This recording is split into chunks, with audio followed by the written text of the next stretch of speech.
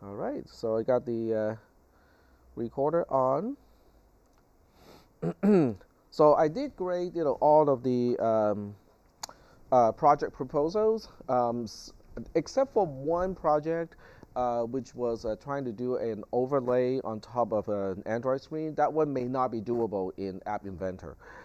Even using Android Studio, that would still be a very challenging project unless you have a template of something like that already, and you're just going to mod some of that. I know that stuff is really cool because I have one of those installed for Pokemon Go, which is great. You have that app and it will automatically assess your Pokemon, potentials, whether you should keep it or not, or if you want to max it out, how much Stardust it's gonna need.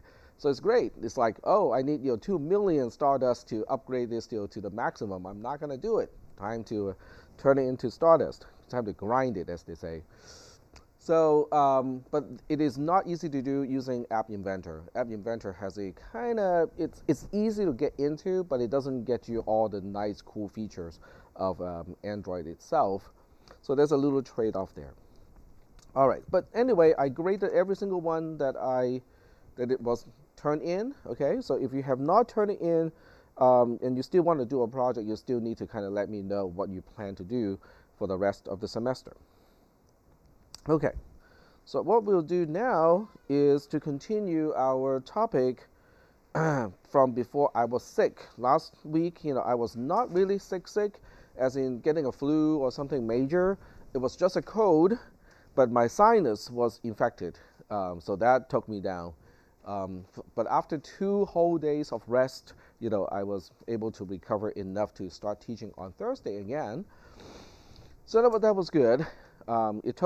That was sooner than I thought. Okay, I thought I would be down for the whole week, but it wasn't. Turned out it wasn't like that. All right. So last time we talked about JSON encoding. We talked about lists. We talked about key value pairs. We also talked about a list of key value pairs. Okay. So those are the topics that we talked about last week before I got sick. Basically last Monday. And of course, this Monday was a holiday as well, so we didn't meet for an entire week. So let me go to my App Inventor screen. So I got it up and running already. So let's see, is that the right project? I believe it is. Yep, this is the right project. And when I go to the blocks, for the most part, the block here, is really just to show you how to initialize and how to make use of a list of key value pairs. And the cool thing is this one is nested, okay? So from here, okay, this block here, this is a single key value pair. It is a single key value pair where the key is name and the value is another list, okay? Nothing says that the value of a key value pair cannot be a list, okay? It can be a string, which is text like names, address, and stuff like that. It can be a number, numerical value, but it can also be a list, okay? Which is great because now the name is a list. It has components. The components by themselves are also key value pairs. So the first component has a name, a key of given, and a value of tag. The second component has a key of family and has a value of Aoyang. So this nested nature of a key value pair and the concept of using a list allows you to nest data into any type of structure. For those of you who have taken CISP 300 and 360, this is kind of like a structure. Okay, it's kind of using the idea of a structure where the key inside a key value pair list is the name of a field or a name of a property or a name of a member, okay, depending on which terminology you're more familiar with. But that's basically what it is, okay? And then the value is really just the value of that particular member. But a member can be a structure itself, can be an object itself, which has further members down the line. So it's basically just using those concepts. So let's say you're just taking CISP 300, you're starting out in programming, you have no idea what I'm talking about. Then you can think about files, okay? Files in a file system, okay? So the name is basically the name of a folder or a file. But that name can correspond, in this case, to a folder.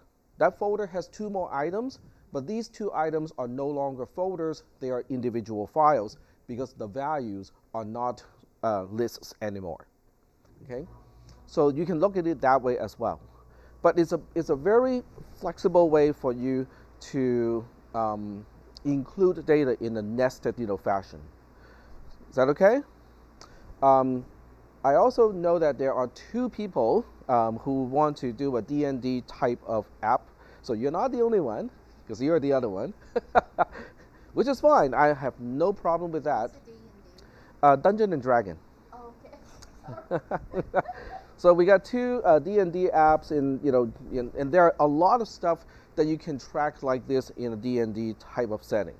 So you have a character, okay? You can have a list of characters. You don't have to track just one single character, because you can have a list of characters where there's the name of a character that becomes the key of that one, and then you can have all the attributes associated with the character as a list of key value pairs.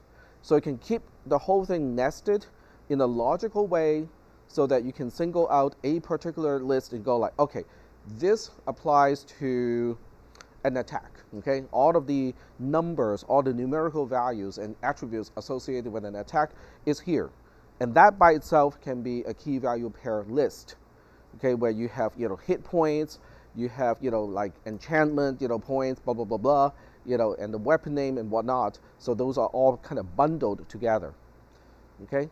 So being able to bundle things together means you can send the entire bundle as a parameter to a subroutine. So that subroutine can now be used to handle any type of attack. Okay, it can be a magical attack, it can be a physical attack, it can be psychic attack if your game supports that. It doesn't really matter because it is now bundled into one single thing. So it is only up to the subroutine to kind of decide how do I unpack what is sent to me and process that. So are we doing okay so far with the concept of key value pairs? Okay. So now what we want to do is to kind of look into the built-in support of key value pairs and list of key value pairs in App Inventor. All of those items will be found under lists. Okay, so that's basically where you'll find most of the internal support for that sort of thing. The first one, obviously, is useful, but not terribly useful. Okay, because this is how you make an empty list, which basically says, okay, there's nothing in the container, but nonetheless, it is a container. So it's great for initializing stuff like this, okay? So your name can be started off with empty, unless you want to start off with something like this, with only empty strings for the name and also for the family name and also for the given name. The second one is make a list. We have seen this block already in the example, okay? Plenty of them, right? Bum, bum, bum, bum, bum, okay? So make a list is a good way to make a non-empty list with any number of items that you already know that you need, okay? Do you guys remember how I made one that has more than 2 items in it? Okay, you click on the gearbox and then you drag additional items into the list. So that's how you can increase the number of slots in the make a list block here. So this way it's good for the initialization of a list with only one single item, 2 items, 3 items, how many items you want, okay? But if you want to do it programmatically, in other words, if you want to extend a list, make it longer to create new items to append to the end of a list, this is the way to do it. So you typically want to do this inside a loop if you want to do some kind of initialization, or you can put this inside a conditional statement, some kind of control block, okay? So you can programmatically decide, should I add a new item to the list or not?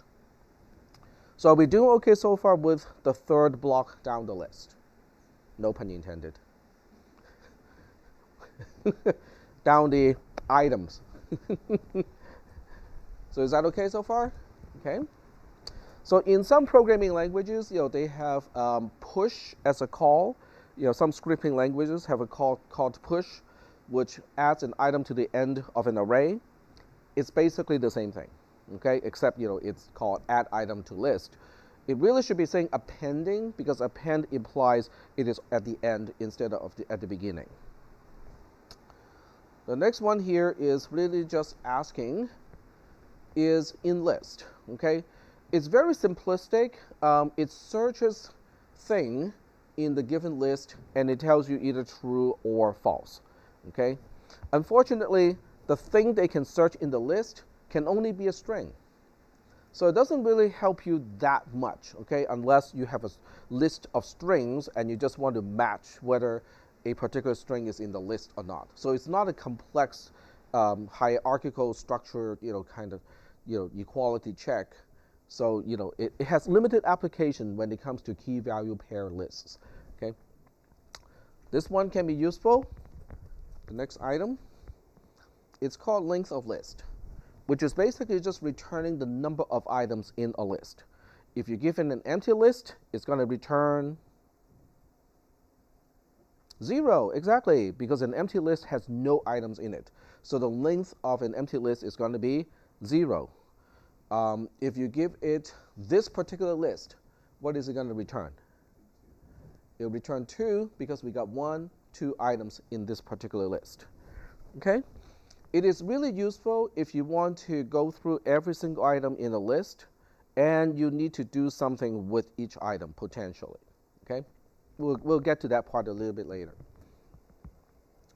This one is kind of, it can be done using the previous one, because if you compare the length of a list to 0, you know whether it's empty or not. So it's a shorthand of, taking the length of a list and then comparing it to 0. Okay?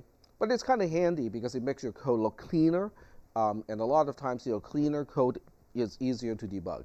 So that's why there's value to this block, even though it can be done without it. This one is great if you're using, if you're trying to write a D&D game and you have a list of items and you have to randomize. Okay, so it's automatically just picking one thing in a list in random.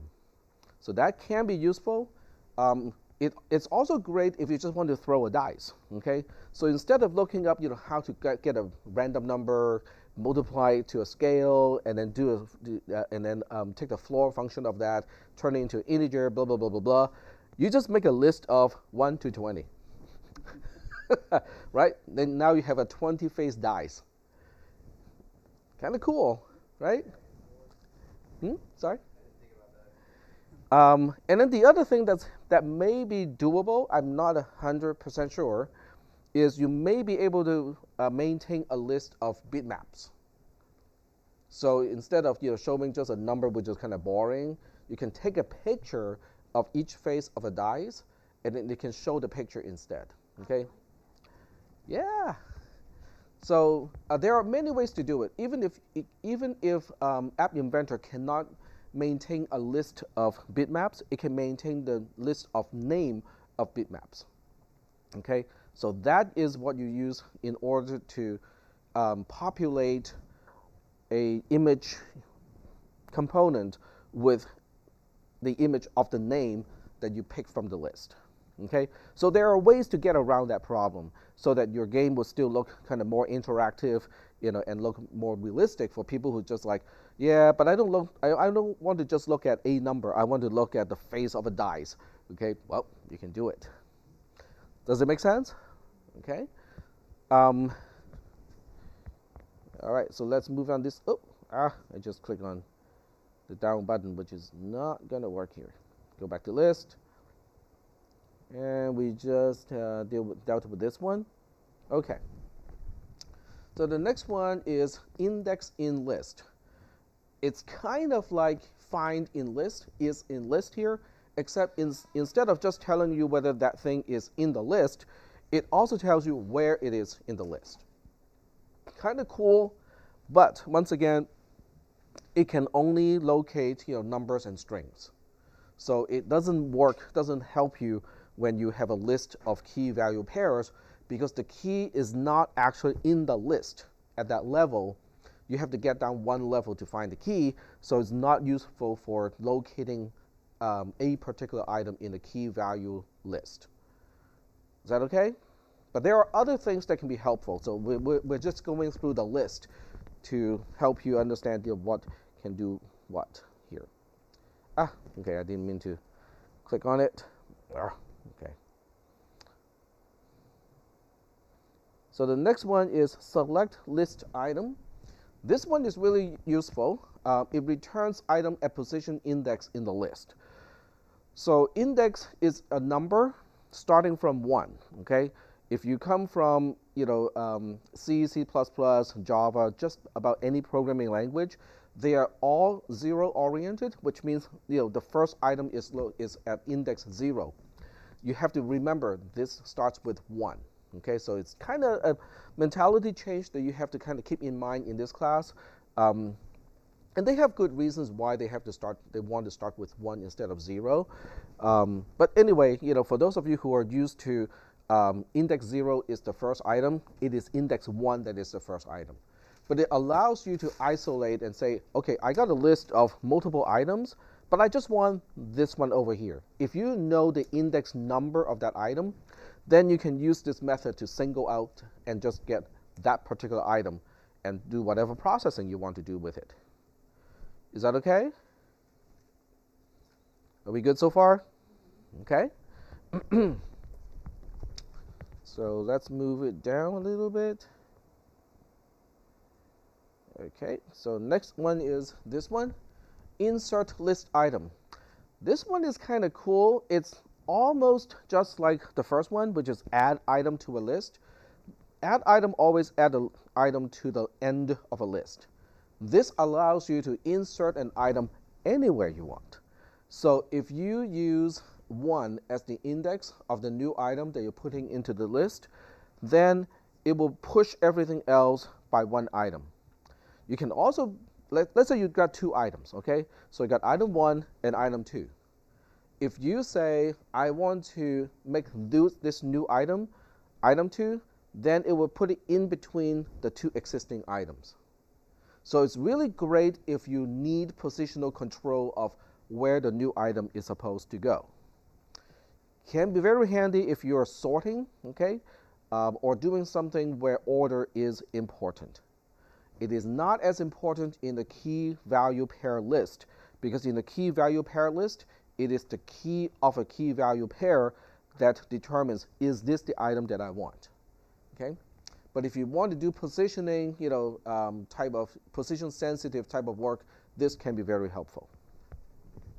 The next one is kind of the same thing, except it does replacement. So it replaces a particular item in a list with a new item.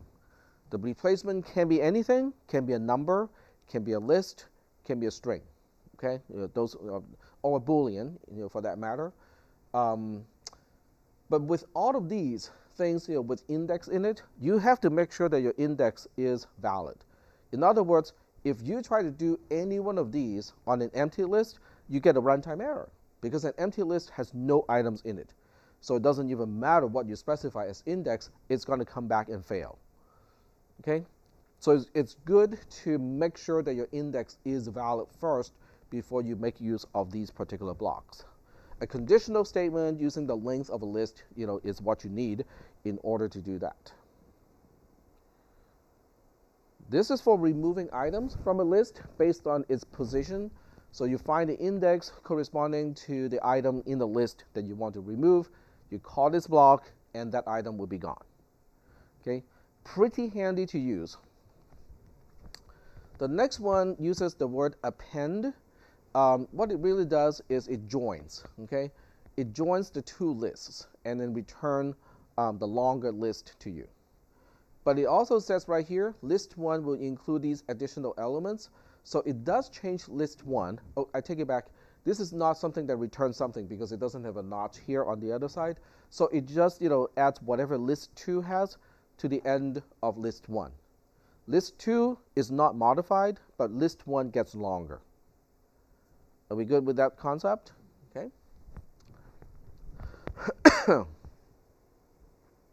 Copy list. Basically, it is cloning a list. Then you go like, why would I want to clone a list? Well, if you do not clone a list, then when you make, and you can have the concept of references. So you can have two items referring to the same list. So when the list changes, it is going to be changed from both points of access. Okay, I'm going to illustrate using an example, after this. Okay, to emphasize why it is important to make a copy of a list sometimes. Okay, because if you assign a list to two different items, and you change one of them, it will be changed in both places because there's only one list. This is the difference between the string, number, boolean, which are basic types, compared to what we call a composite type, which is a list. How many people here are familiar with the concept of a reference, like in Java or a pointer in C++? Okay. Okay, so if you're familiar with those concepts, it's kind of like that. A list is always referred to by a pointer, okay, or a reference. Next one is, well, before you do type of any indexing or any type of search in the list, you got to make sure that you're dealing with a list first, okay? So this is kind of important if you're not 100% sure that it is a list that you're dealing with. When do we need this? When you get something back from a database, okay? So let's say you store data into in JSON into a text file, okay? You retrieve that, okay? Well, you might want to make sure that you're retrieving a list first before treating it as a list, okay? Because if it's not a list that you're getting back, something is wrong, okay? Your file is corrupted, somebody is hacking the program or whatever. But it's good to check that you're dealing with a list before treating it as a list. Okay, because none of these operations will work unless you're dealing with a list. What do you mean hacking the program? Well, they can hack the file that you stored. I can show you guys where the files are locally stored and stuff like that. So someone can go in and say, I'm going to change the stat of my character, by hand. Okay, which they can, it's not encrypted in any way. But if they do, then it may not come back as a list because that person may make a mistake. Okay.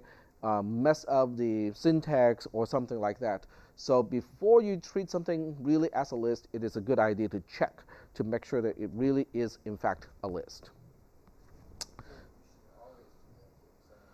You only do that when you're reading it back from a source that you cannot 100% trust. Thing is whatever value. The thing is basically a value that you pass to this block, and it will tell you whether that thing is a list or not.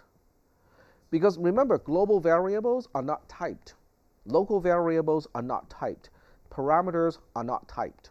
So, when you refer to a global variable, you don't know what kind of data it is containing. It can be a number, it can be a string, it can also be a list. So until you know that variable is containing a list, don't treat it like a list. That's basically what it means. Next one down is list to CSV, comma, separated value format. So this is a very crude way to convert a list into text, but it has severe limitations. It's only good for a list of numbers or a list of simple strings. Because if a string itself contains like commas and other type of things, it doesn't know how to escape it. Okay? In other words, if your string contains a comma, it will confuse the output to have additional items in the list, which is not good, right?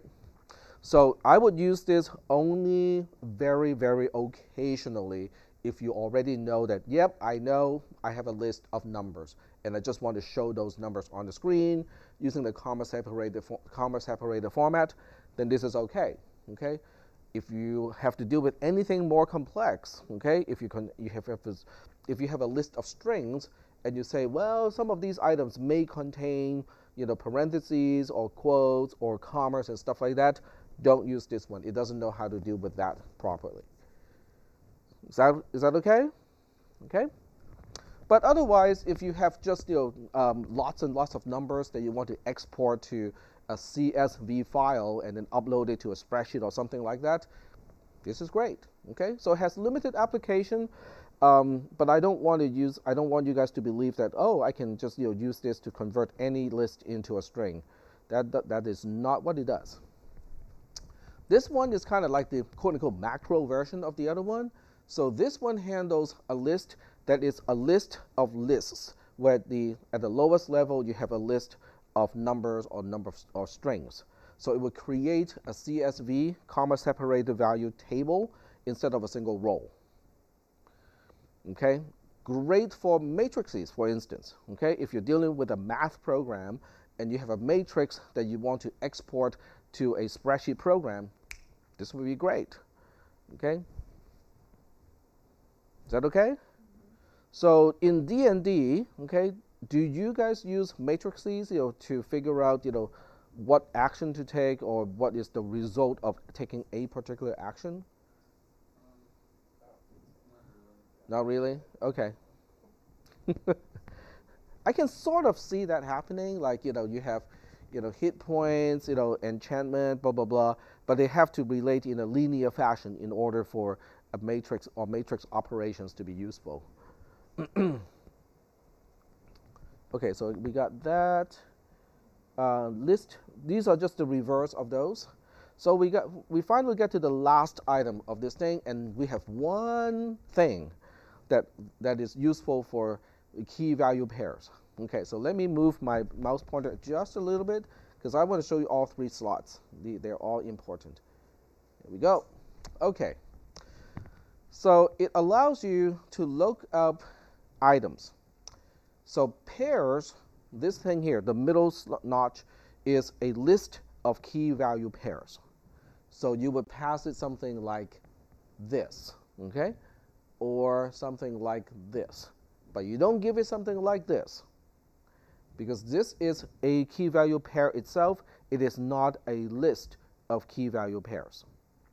So you want to give it a list of key value pairs as pairs, the parameter. And then the key is going to be what you're looking for. Am I looking for the name as a key, or am I looking for address as a key? That is what goes into the key. The last part here specifies, okay, if I don't find it, what am I supposed to return? This is up to you to decide. It doesn't even have to be a string. It can be Boolean, but it better be something that cannot possibly be the result of when it is found. Sorry? We can use an example. Yeah. Yep. So we can use an example to illustrate this one. So this is the only block within all the blocks associated with a list that allows you to directly utilize a list of key value pairs to look up items. So I'll give you an example and then we'll illustrate it using the actual blocks here. So if I give it this pair, okay, this pairs, okay, P-A-I-R-S, plural, as the middle argument, and I specify key as address, then it will give me this part as a result. It's a lookup mechanism. You just mean drag that block over there? Yeah, well, something like that. Can you, is it, yeah, I realize this is a question I probably end up having when I look. Can you give the list a name? Can I give a list? Wait. The list has no name. Huh? The list has no name. The list is just a value, but it does belong to, in this case, the local variable called temp list.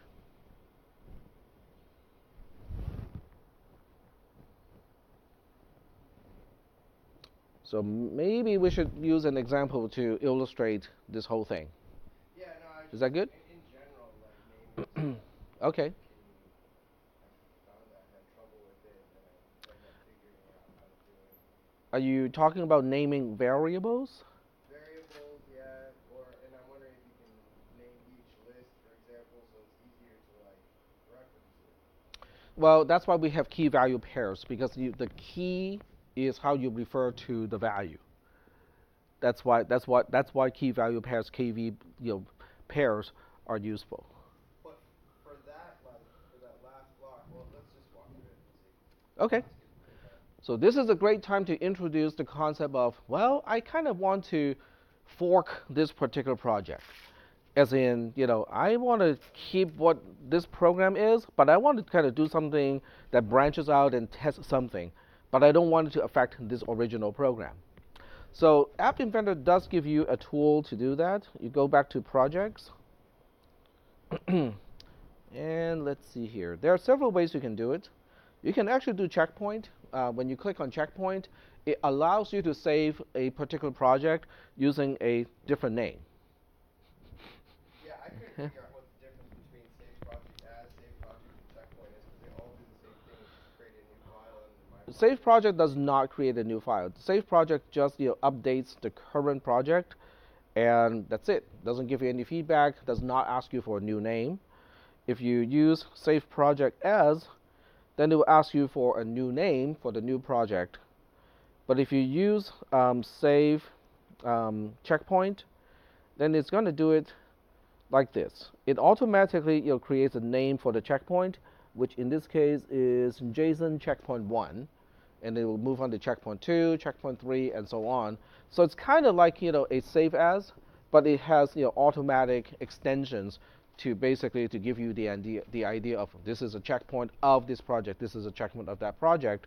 But when you save it, okay, and you go back to the main my projects screen, you can see that JSON underscore checkpoint 1 is really just like any other project. It is completely independent from JSON, from JSON. Okay, it's just a convenient way, so they are all named JSON, but with various checkpoint 1, checkpoint 2, and so on. So does that answer your question? So you are correct. They are very similar. Okay, Save Project does not ask you for a new name. Save Project as gives you freedom to say, okay, any name you want to use, and then Save Checkpoint basically just says, okay, I'm gonna give you a default new name that relates to the original name of the project. Okay, so we'll now work with this one to illustrate the last block that we were talking about. So to do this, let me see what I should do here. I'm going to make a new global variable to refer to, so this way it's easier to use it again and again. Okay, so I'm going to initialize a global variable.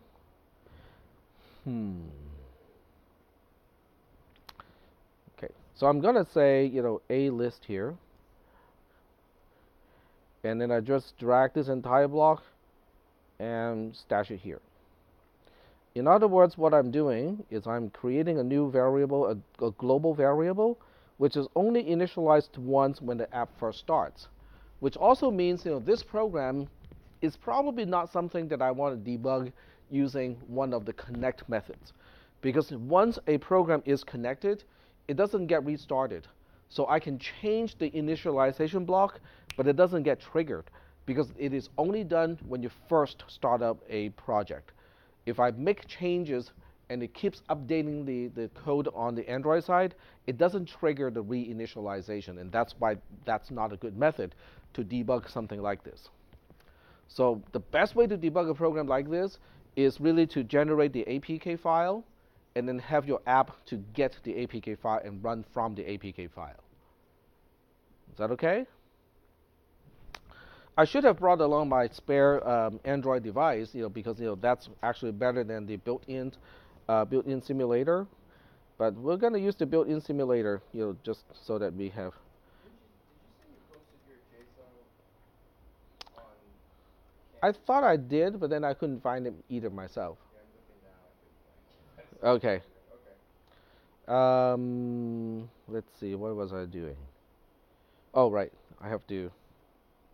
Nope, that's not what I want. Okay, let me run this in a command line interface that you guys can all see.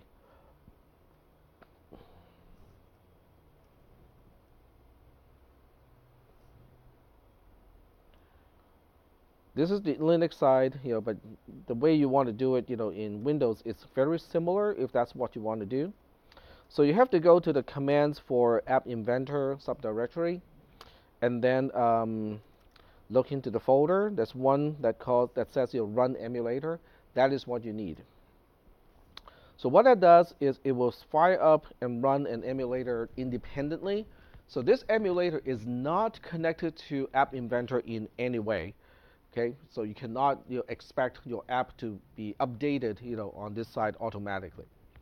But what this approach is nice, what it is nice for, is you can now, I'm going back to the command line here and starting a new shell. Okay, let me move that back here. Okay, so I'm starting a new shell. So once again, we go to the folder where all the commands are located. And this time I use ADB and I ask, okay, what devices are connected by Android Debug Bridge? And it says emulator 5551 is connected, which is good. Okay, that's what I need. I go back to this side. Okay, let me write some more code first. Okay, because this by itself is not very exciting. So I'm going to change button 1 so it doesn't have a local variable anymore. And it does have a global variable. And we'll just say instead of using temp list, which is the name of a local variable, you can use the drop-down box. It will show you everything that is applicable. So we do have a list as a global variable, which should be initialized to a list by now. So this is not using any new logic. I'm not using the key value pair thing. I'm just testing it to make sure that it still works like before. Okay. So I save everything.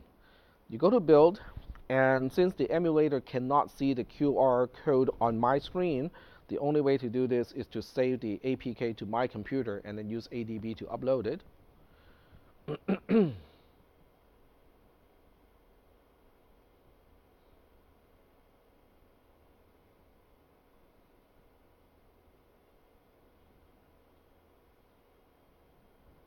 There we go. And I'm just waiting for this to give me there we go. So we'll save it into the temp folder as it is, which is JSON underscore checkpoint 1. And then on my command line, I'm going to say /adb install -r. Okay, we kind of talked about this last time. I know it is a little bit of typing to do, but you only have to kind of learn it once and twice. Once you get used to it, it's not that bad. Okay. So now it uploads the app, installs it. The last, insufficient space. There's a way to get around it, but I'm not going to do that. Ooh, my.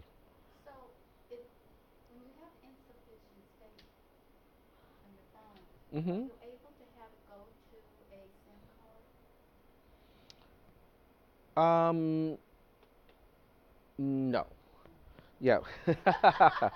The emulator has a particular size allocated to it, and once I exceed the size of that emulator, it's done for.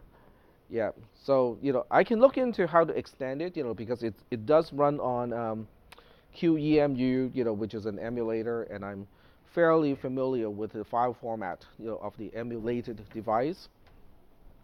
So I could do that, but not during class. So during class, I'm just going to use my phone to do this. Okay. So this is also something that you might find useful is, you basically, there we go. And you find two devices, right? Which is correct. The first one is the emulator. The second one is my actual phone.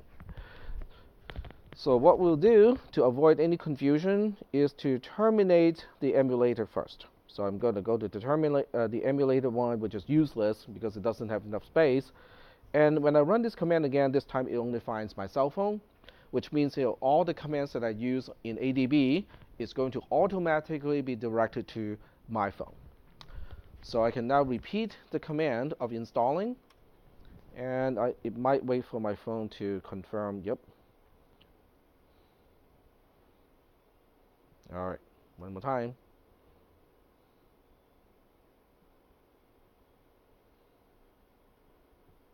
Success. All right. And of course, I can show you the phone right here, but you won't be able to see it, right? So now it's time to run another command. It's called screen copy, which allows me to project the screen on my phone onto the PC side, which is kind of handy, okay? Um, and it's also scalable, which means that I can now scale the output to the entire height of the projector. There we go. So now we can see everything. You can see my schedule. You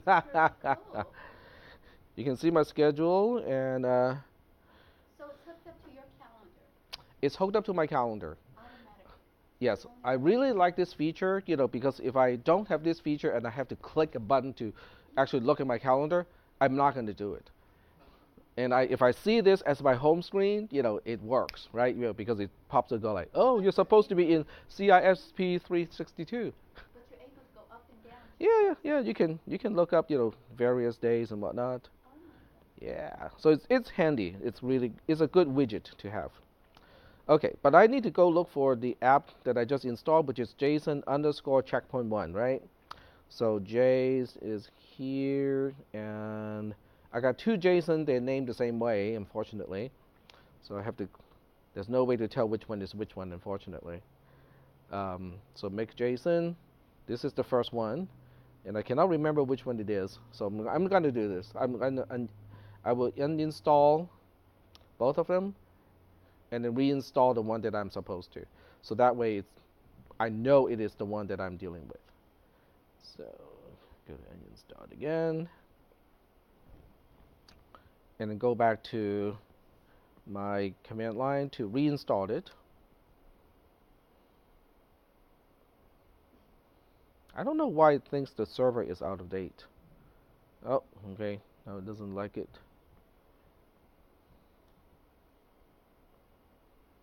To enable debugging, it's turned on. USB debugging is enabled. Why is it not doing it? It does know the device is there.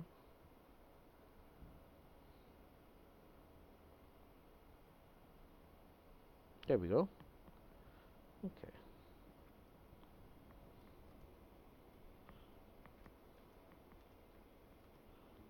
Where's my...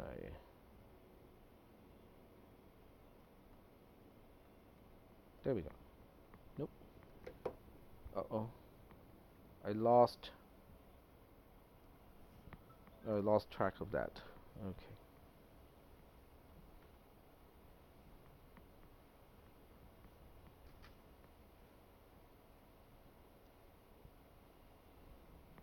All right, so this is for sure the one that we want, and we click the button, make JSON, and it works the same way as before. Okay, so we got everything back. All right, so now it's time to go back to the blocks to illustrate, the actual function that I want to demonstrate. Okay. So what we'll do is instead of calling make JSON only on this thing here, we'll go to list, go all the way to the end, and pick up this block here. Okay, because I want to use my global variable a list, which is illustrated, oops, wrong scroll bar, which is illustrated up here. So I'm going to use this list, entire list, which is known as a key value pair list. Okay, key value pair list. Okay, lots of words. What does it mean? This is a key value pair. Key value. This is a key value pair. Key value. So a key value pair itself is a list, but it's a very specific format. The first item of that particular list has to be a string. Okay? So what if I put one KV pair, another KV pair as items into a list? This list is now called a key value pair list. Is that okay? Or usually it is abbreviated as pairs, P-A-I-R-S, pairs. Okay, so I'm passing this pairs into the call, which is down here. Okay, into this call, which is lookup pair, lookup pairs, and now I need to specify a key. So let's specify something that can be found. Which one? Okay, what keys are valid in this case? Let me just check whether you guys are paying attention or not. Yep, address or name, and it's case sensitive. So let's look up name. Okay, and then we'll see what it does. So what we're expecting this program to do with this change is when I click the button, it doesn't give me the entire list anymore.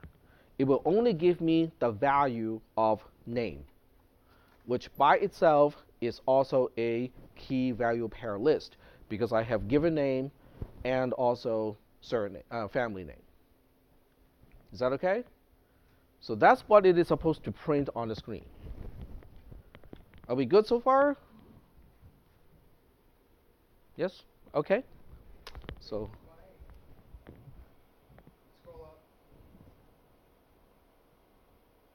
okay, let me do this. Scroll this first so that we see the maximum of. So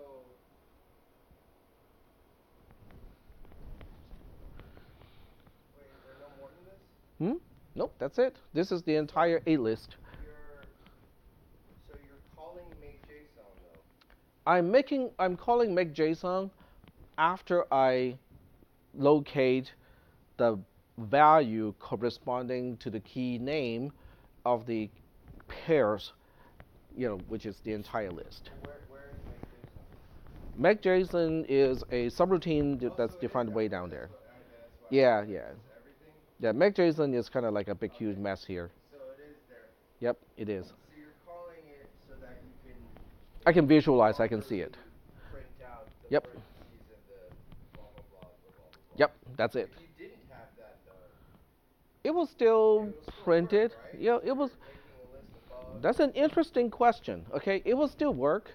It's going to use the internal ability of App Inventor to convert things into a list. But that could just be commas for all we know. It's actually it is. It's better than that. It's actually better than that. So we'll unplug this and see what happens. Easy enough. Let's do it. Yep. I mean, this is the best thing about writing programs in general is. When you start, for me, like copying and pasting, Ah, so I don't change too much, and then like it gets carried away, and I have like 12 copies of the same things on there, and then I forgot what I was doing. I tell my students in my other programming classes, it's like, if you're not 100% sure what's going to happen, but you have a pretty good idea of what is going to happen, well, test it, right? I'm not teaching a bomb disarming class. And you guys are not programming nuclear facilities. So, for the most part, if you make a mistake, nothing is going to happen, right? Nobody's going to die because of you. Everybody's going to die. Everybody's going to die. Just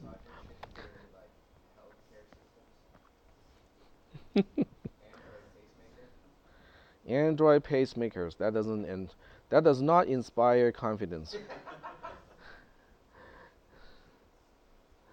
But unfortunately, that's where things are going, right? Yeah, my bet is somebody's working on If it's not already done. It keeps killing it. I think it has to do with an interference between the screen copying utility and uploading this stuff.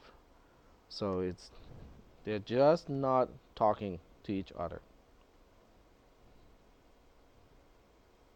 Okay. I think I have to do with, okay, I know how to fix this problem. It's not a problem that you guys usually have to deal with because you don't need to run this tool. It's an interference because of this tool. So, okay, run the code again and click make JSON and see how this time it's only returning the pairs, which is a key value pair list that has a key value pair, which is given is the key, tag is the value, and then the second key value pair has family as the key, and all young is the value. But each one is a key value pair. When you have two key value pairs together in the list, then you have a key value pair list. Is that? Yep. Oh, okay. It's screensaver thing. And that was without your make JSON. That is without my make JSON. Now, there's one cool little checkbox here that most people do not look at that controls the format of what a list should look like. And that belongs to the screen. So when you look at the properties of a screen, and you scroll down a little bit, boom, boom, boom, boom, down here. See this little box here? It says, show lists as JSON. And because I have it checked, it uses the JSON format to output it. Now, obviously, the next question is, what if I clip that red wire? What if I uncheck this box, right? And I can tell you what is going to happen. If you uncheck this box, it's going to use round parentheses instead of square brackets, because that's the conventional way of displaying a list in a programming language called Lisp, which stands for list processing. And guess where it originates from? The programming language called Lisp, from MIT, which is also where App Inventor is coming from. Yes, those people know how to deal with lists. Before you leave, the Yeah. tutorial URL, what is that? Which one? This one? Yes. So it's a URL to have a tutorial of your application. I'm not really sure exactly where it's going to show up. So let's put in something here. HTTPS ARC. Can you tell us why that you made your own JSON then if this is? Because this one will only be applicable when you convert it into text by context. So when you put the value of a list into a text box, then by context, it has to know that, oh, I need to switch into text. Does that make any sense? No. You lost me. Because okay, what type of data can you contain in a text box? Text. It's numbers. Yes. Is a list by its very nature text? You were saying that the first thing has to be text or string. Doesn't even have to be, because that has to do with a key value pair list. So a list is not by its very nature something that is text. So now you have something that is not text, and you're trying to put it into something that can only contain text. So that context forces App Inventor to say, oh, how do I convert this? Then it says, oh, okay, do I want to use JSON to display text? That's how it comes in handy.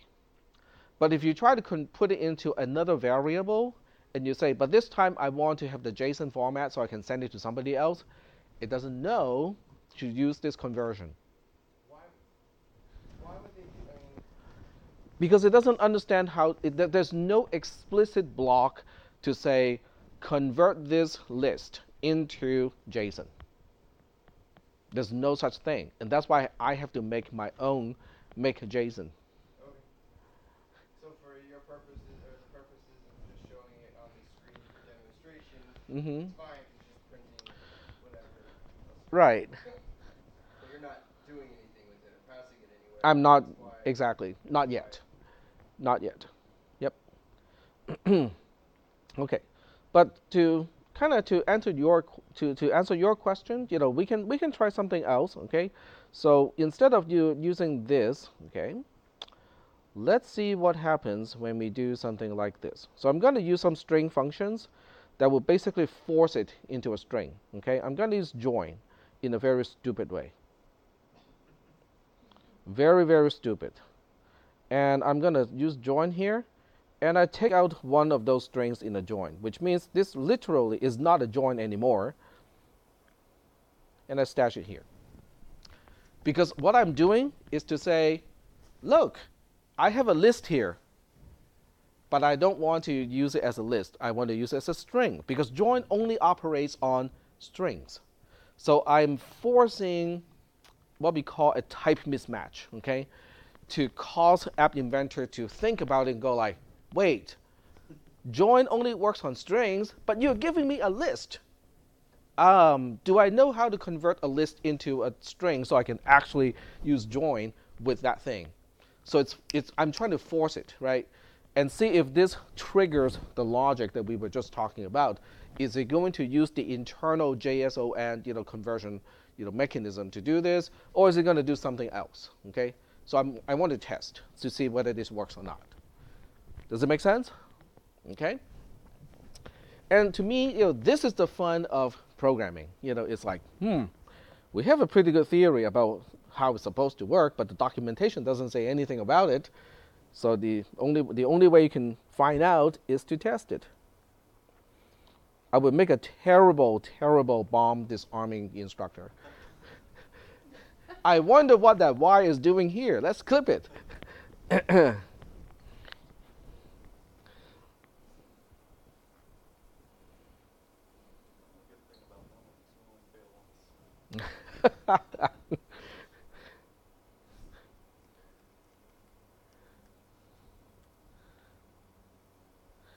Yeah, I cannot even imagine psychologically what goes through the mind of bomb disarming people. Would there be a way to just create a button that just reinitializes, or at least resets your variable for you, so you don't have to like do this thing? You could. Okay, so I can show you how to do this. But there are other ways, other situations where this method actually is the only method to do it. If your app has multiple screens, you kind of have to do it this way only, because switching between screens in App Inventor does not trigger the operations of getting into a screen also. So if you have a multi-screen app and you want to debug it properly, this is really the only way to do it. And once you get used to it, it's not really that bad, because all you're doing here is, oh, okay. So this is the wrong version of ADB, and that's why it keeps complaining. This is blah blah blah. So I am going to go to, and let's see. I have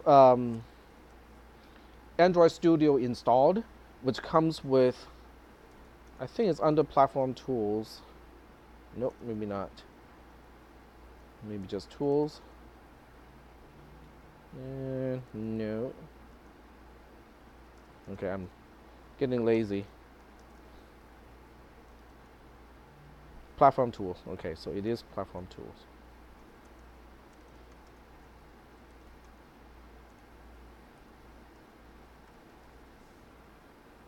It still doesn't like it. All right.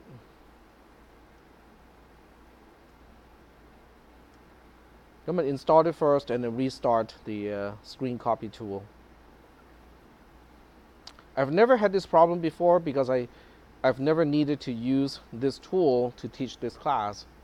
So I never have to run ADB and screen copy at the same time. So it's already installed. I know you guys cannot see the bottom of the screen, but that's not really important because the output is what is important. Oh, okay, so it does work. But then I have questions because remember in my logic, I specifically put in the logic to escape quotes, double quotes. So do you think it does escape double quotes? In other words, what if I have double quotes in the string itself?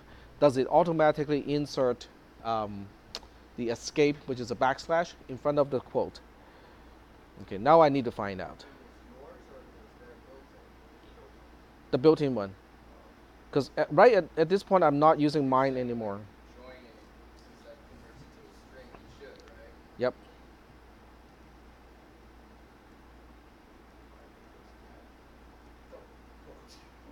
Hmm? Bad joke. Those are the best. All right, let's building in.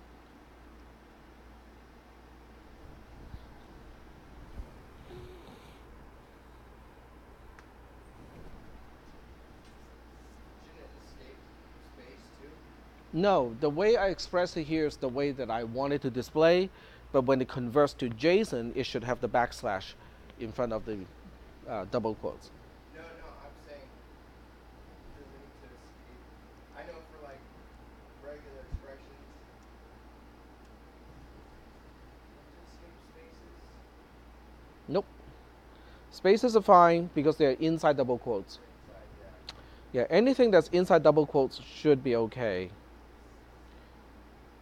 But then it's going to complain about this because the ADB server does not match this client.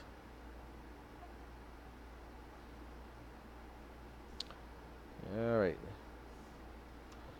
So I have to fix this tool so that it makes use of the correct ADB. Are you gonna post your JSON on the modules too? Yeah. Yep. Well, I can also post it in an announcement. Oh, whatever. Yeah. Yeah. All right. So let's give it a try. And it does not escape. See how my Doug, should be in double quotes, and it does not do the escaping. So make JSON is still better. Your make JSON. My make JSON is still better. Maybe I should write a. Actually work, Well, it will work in these cases. but only within itself, probably. Hmm? I mean, the one that's built in probably will only work within itself. No, it won't even work within itself. Nope, because if you're not escaping the double quotes, it won't even work. Yep, it's not a properly formatted JSON. All right, so that settles it. Use mine. Bottom line, use mine.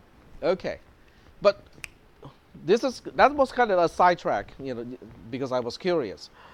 But the main point of this code here is to illustrate this block. Okay, I'm given a key value pair list. Okay, I want to look up a particular thing. Is it found? That's basically what we want to find out. So now the question is, what if there's a potential that it cannot be found? So, You haven't even put yours in there yet. hmm? I want to see yours. Make sure yours is working with the double escape slash. Oh, okay, sure. Get rid of the join and put yours. Yep, Right? yep, exactly. Anyway, Yep, trash that. Useless. well, make sure yours works. All right, well, we'll build it again. Yeah, we're gonna have to close this one.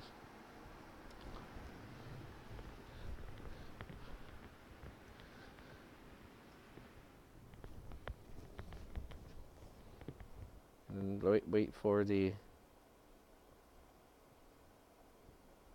download. There we go.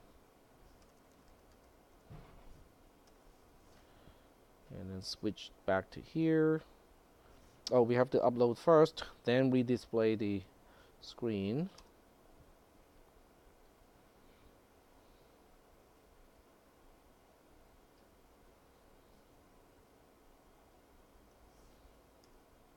Oops, wrong command.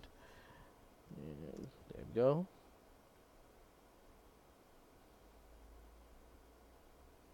I see. I see why it's complaining. The reason why it's complaining is because my tool was using a older version of ADB, version 39, and then I updated Android Studio. So Android Studio is using version 40.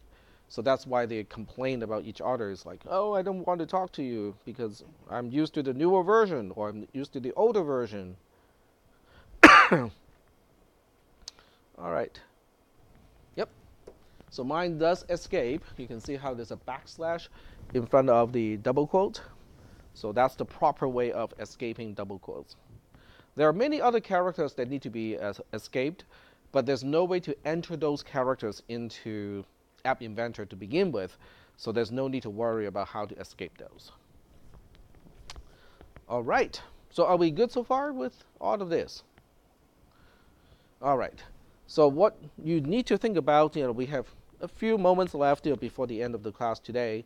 So what we need to do now is to think about the project that you want to do, And then you have to kind of think about it from the data perspective, because what a key value pair list is good for is to represent the data that you need to store in your app. So in the case of D&D characters, okay, so what you need to do is to come up with a dictionary of all the attributes that are related to a character in a nested, fashion. Like, what you can now have categories of, stats, okay? So you can have physical stats, for a particular character, like, height, weight, and other types of, physical characteristics that you want to track. You can have the location on a board that you might want to track. Now, location sounds pretty easy, right? But it's already a key value pair list, because you have the location, expressed by x and y, okay, depending on how you guys represent it. Is that kind of what you do? Sometimes z, okay. Yeah. Oh, okay, I get it. So you can have x, y, z, and that's already a key value pair list, just for location. So location, current health, current blah blah blah, those belong to a category of the current state of your character, okay, which is not your maximum health, because the maximum health is something that's more static. It's like, okay, if I heal completely, what is my maximum health? It's this much. But what is your current health? It's only this much. So now you can start to categorize, all those numbers associated with a character in a D&D game, and you can use this to structure it. Now, if you try to initialize something like this by hand, it's going to look really ugly, okay, using all of these blocks. So what you do is don't do it this way. So what you do, okay, so I got enough time just to illustrate that. So what you do is this. So this app already has a component called Web1 included here. See this Web1 here? Oops. See this Web1? It doesn't do a single thing other than reversing JSON. Okay, so let me illustrate what it can do. We go to blocks, and then what we can do is now we go to Web1 and figure out what it can do.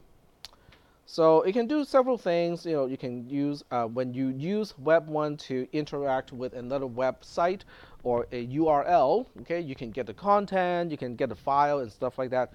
Really cool, thing to do. But right now, all I want is to do this. JSON decode, which is the reverse of make JSON.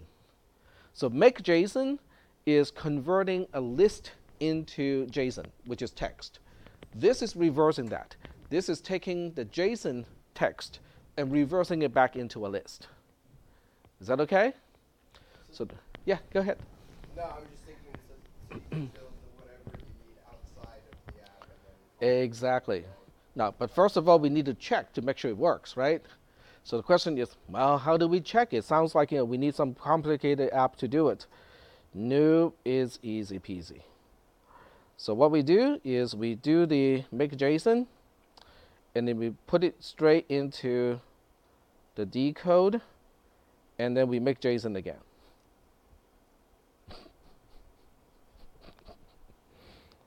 Toss this one because I don't need that. Oh, okay.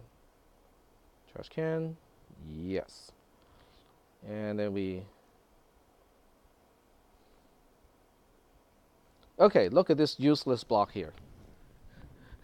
Useless chain of stuff to do, right? So I start off with a key value pair list, right? I convert it into JSON, convert it back into a list, then convert it back into JSON. I should still get what I originally saw earlier. Okay, if I don't, that means this thing is not working. Does that make sense? So this is a way to test it, right? Just to check whether it works or not, based on something that we already have. So let's go ahead and check this out.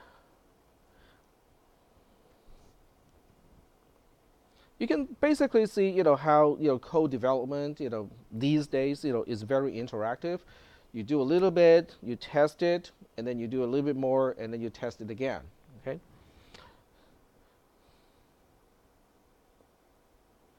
It's much better than the good old days of using punch cards, right? Now, I have no experience. I don't have any experience with punch cards, but I did embedded system programming when they still had those ultraviolet erasable ROMs.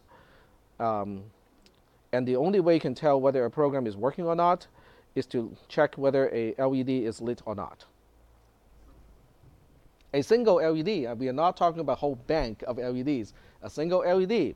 Yep, I think my code got to that point, whatever that point was, right? And then you take the EEPROM out, okay? And they are erasable, which means you can erase it and reprogram it. But to erase them, you have to expose it to strong UV light for 15 minutes. So what we do is we have a batch of like 16 of these ROMs. So we go through all 16, and then we take all 16 into the little UV exposure chamber and erase all 16 at the same time, and then you can restart the whole cycle. Well, that's way too strong for that purpose. What year was that? That was 1990.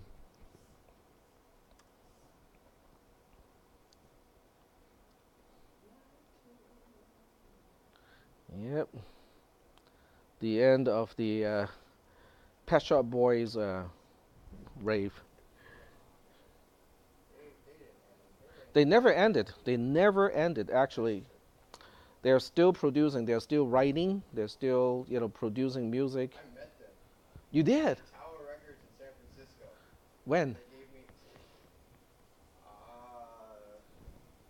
probably 2001 Oh, wow. after their nightlife CD, Okay. and they gave me tickets to the concert, but I couldn't get there. Aw. Yeah. Now, of course, they're not Pet Shop Boys anymore. Now they're now Pet Shop They were Old Men. dead. Yeah. They But were already like but it's amazing how energetic they remain to be. You look at all the pop singers of that era, like Boy George, right? What's the other one from the Great Britain? Boy George. There's Wham. Okay, um, George Michael. George Michael. They all disappeared. But Pet Shop Boys, man, they're still kicking. Yeah, I mean, I have like 12 of their albums, but I haven't even looked at them in like over a decade, so I have no idea what they've been doing since. I Yeah, know they I were like DJing and doing stuff like that, like just partying. I think they're still just partying. know they were also writing music for ballet and other types of genre too. They were Yeah. talented. They were very talented. I particularly like the lyrics of their songs. Yeah. Yeah, they're very refreshing. Especially when you're in the 80s.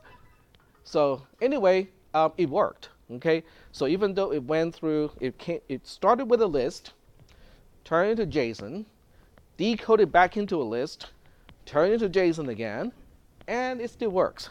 So that means this is a great way to do it. Now, why do I give you this tool? Okay, just one last thing before I let you guys out of this class. It's because you can um, go to many websites. Okay, and as long as what you're going to enter here is not something that has your social security number, your credit card number, and all those crazy stuff that you don't want other people to know. If you want to test your JSON text representation of a character that you are trying to encode in a D&D game, you can use a text editor like Notepad in Windows. Type it up, okay? Plop it here, see whether it works out or not, okay? Because it's a syntax checker also to see whether it works, okay? If it works, good. If not, fix it here until it works. Put it back into your Notepad. So this is a very interesting incremental way to kind of develop, the initialization text for whatever D&D character you want to do, you want to build, so that you can basically use text to represent the character for initialization purposes. So you're not building the list using the app inventor blocks, which is going to drive you crazy, because that's going to span multiple pages, and it will extend out this way multiple pages. There's no way you can actually track what is going on anymore. But this, on the other hand, pretty easy to track. So that's kind of my recommendation of, if you have complex data for initialization, deal with the JSON format. Okay, use the JSON format for initialization. And by the way, the other thing you can also do is this. So in App Inventor, you can go to resources. I will talk about this next time because the next class is coming in. You can also include resources like just regular plain text files. So if you already have set characters in DND and you just want to go like, I want that, okay? You can actually upload a text file as a resource into your App Inventor application and read that text file inside your code and go like, whatever that text has inside the text file, convert it back into a list. Done. So those are the ways where you can basically do complex initialization without having to deal with the blocks in App Inventor. So that's kind of the end of today's class, but I'm hoping this gives some of you at least an idea of how to get started with your project. Okay, and I will answer your question over at the lab, or any other questions related to the class. Sure, absolutely. Let me turn off the recorder.